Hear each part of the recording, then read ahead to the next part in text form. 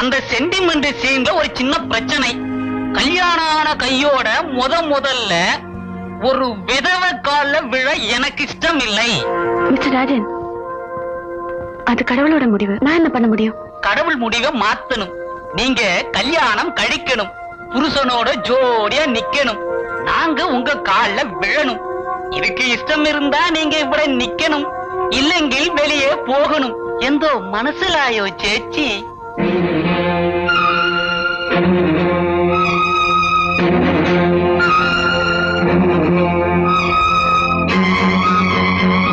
ஒரு நிமிஷம். இந்த கல்யாணம் நடக்காதுன்ற முடிவுனால நீங்க புறப்பட்டு வந்துட்டீங்கன்னு நான் நினைக்கிறேன். அப்படின்னா ராதாவை நான் மறந்துடுறேன். ஆனா ஒரு சின்ன ஹெல்ப் பண்ண முடியுமா? அவ வயித்துல வளர்ற என் குழந்தைய மட்டும் நீங்க கலைச்சிருங்க.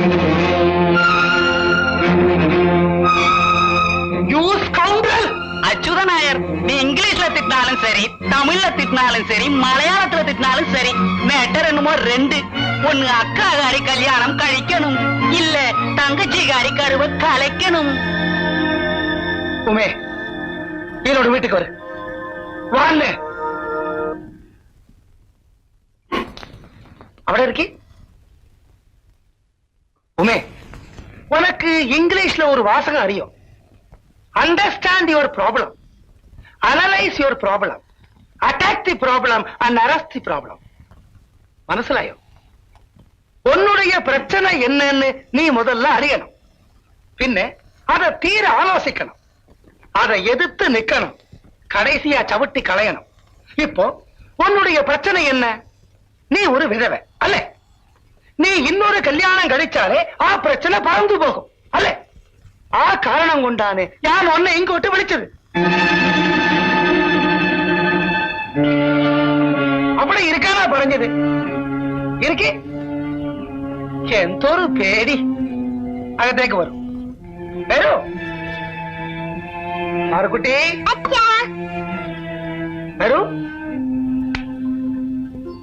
எந்த குடும்பம் கண்டம். அது நாராயணி, இது பாருக்குட்டி. பாருக்குட்டி, ஆ நாராயணி யாரா? ചേച്ചിന്റെ പറ. എന്റെ അമ്മ. വയ്ക്കോ. നാരായണി, താൻ ആരാണെന്ന് ആ കുട്ടീന്റെ പറ. നിങ്ങളുടെ ഭാര്യ. മനസ്സിലായോ? ഈ നാരായണി എന്റെ ഭാര്യ, ആ പാറുക്കുട്ടി നാരായണന്റെ മോള. പക്ഷേ പാറുക്കുട്ടിന്റെ അച്ഛൻ ഞാനില്ല. ഞാന് നാരായണന്റെ രണ്ടാമത്തെ പുരുഷന. മനസ്സിലായോ?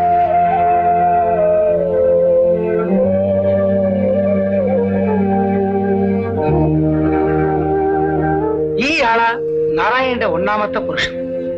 ആയാള് മരിച്ചുപോയി. പിന്നെയാണ് ഞാൻ നാരായണനെ കല്യാണം കഴിച്ച്. കല്യാണ ചന്തയിലെ പശുവയും കണ്ണയും ഒന്നായിട്ട് വാങ്ങി. ഇന്ന് ഈ നാരായണിയ എന്റെ ലോകം, ഈ നാരായണിയ എന്റെ ഹൃദയം, ഈ നാരായണിയ എന്റെ ആത്മാ, ഈ നാരായണിക്ക് വേണ്ടിയാ എന്റെ ജീവിതം. ഉമേ, ഇന്നു നീ ഒരു പശുവാണ്, ഒരു കണ്ണുകൂടെ ഇല്ല. പിന്നെ എന്ത് പ്രോബ്ലം? കല്യാണം കഴിക്ക്.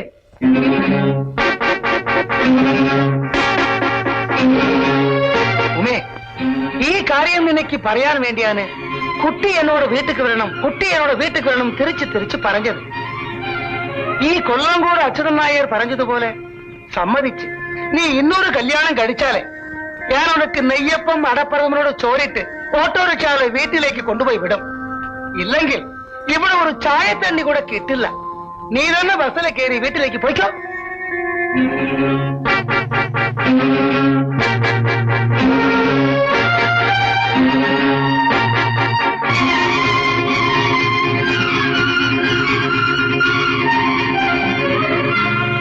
நான் என்னமோ நினைச்சேன், இந்த மலையாளி பக்கா ஜென்டில்மேன்.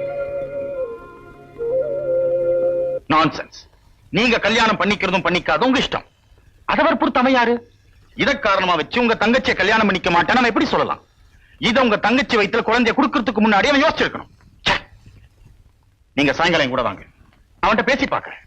சம்மதிச்சானா அவனுடைய அதிர்ஷ்டம், இல்லைனா போலீஸ் கிட்ட சொல்லி முட்டிக்கு முட்டி தட்டி உள்ள அனுப்பிச்சிடுறேன். Thank you sir, thank you. பாவம், மனசு உடைஞ்சிருக்கிற ஒரு விதவை பொண்ணுகிட்ட எப்படி நடந்துக்கிறதுன்னு உங்களுக்கு தெரியவே இல்லையே.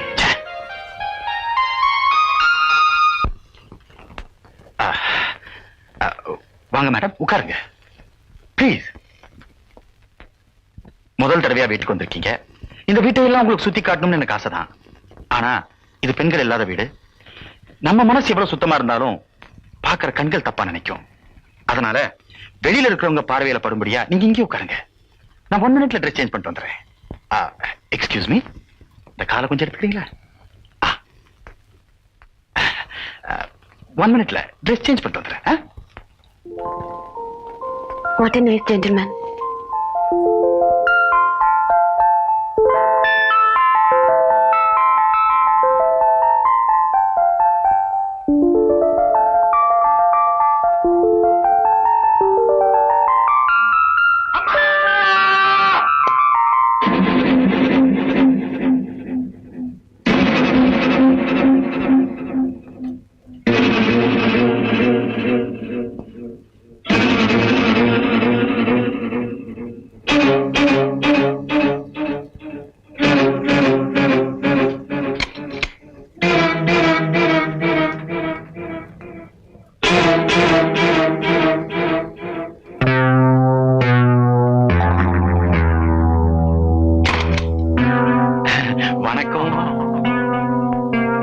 ஆண்டவன் உங்க புருஷனையும் பறிச்சுக்கிட்டான், ஏன் பொண்டாட்டியும் பறிச்சுக்கிட்டான். ஈவு இறக்கம் இல்லாத அந்த ஆண்டவன் முகத்துல நம்ம கரிய பூச வேண்டாம். அதனால நான் உங்களுக்கு புருஷனாவும் நீங்க எனக்கு பொண்டாட்டியாவும் இருக்கிறதா நான் முடிவு பண்ணிட்டேன். இன்னைக்கு மட்டும்தான். மை டியர் மேடம்,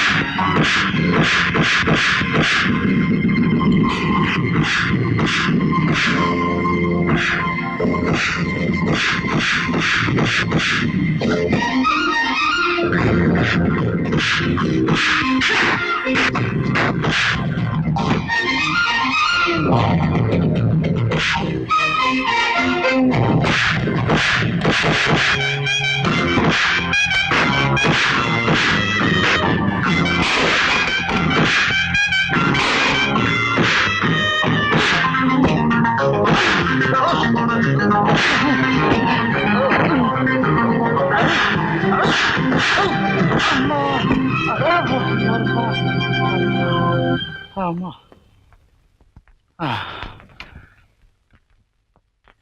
ஒரு நிமிஷம்.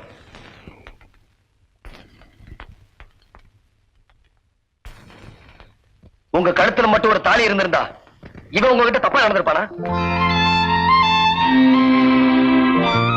1000 போலீஸ் ஒரு பொண்ணுக்கு கொடுக்கிற பாதுகாப்பை விட ஒரு மஞ்ச கயித்தால அதிக பாதுகாப்பு கொடுக்க முடியும்.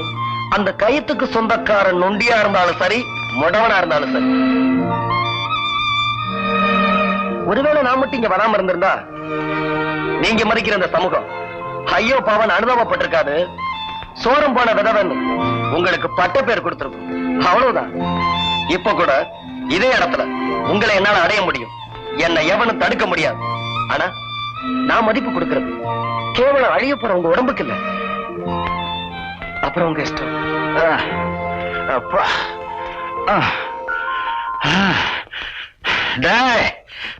நாளைக்கு ஆபீஸுக்கு வர உன் சீட்டை கச்சிறேன்.